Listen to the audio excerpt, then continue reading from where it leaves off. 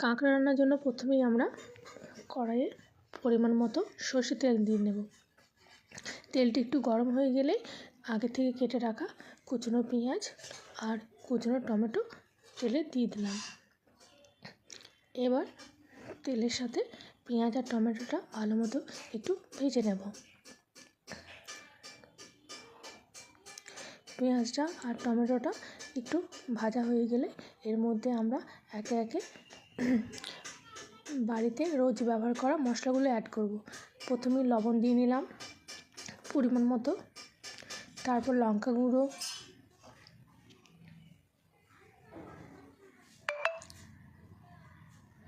একটু জিরে গুঁড়ো আর একটু হলুদের গুঁড়ো দিয়ে নেব।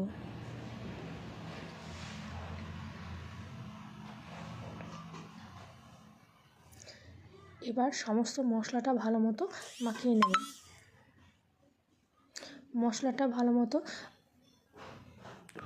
মাখানো হয়ে গেলে, ভালো মতো কষানো হয়ে গেলে আগে থেকে কেটে রাখা কাঁকড়াগুলো এর মধ্যে দিয়ে ভালো মতো কষিয়ে নেব।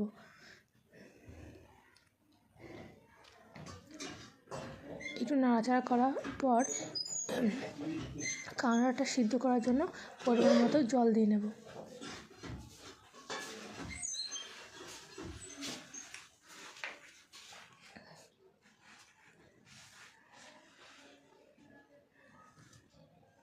এবার কাঁকড়াটা সিদ্ধ করার জন্য কিছুক্ষণের জন্য এটা ঢাকাতে রেখে দেব। ঢাকনা খুলে দেখলাম কাঁকড়া সিদ্ধ হয়ে গেছে। এবার আগে থেকে কুচিয়ে রাখা ধনে পাতাটা এর মধ্যে দিয়ে দেবো। এবার হালকা একটু নেড়ে ছেড়ে কাঁকড়া রান্না নামিয়ে নেব। আমাদের রান্না কমপ্লিট। এবার অন্য একটি পাত্রে এটা ঢেলে সার্ভ করব। তো বন্ধুরা, রান্না কেমন হয়েছে একটু জানিও।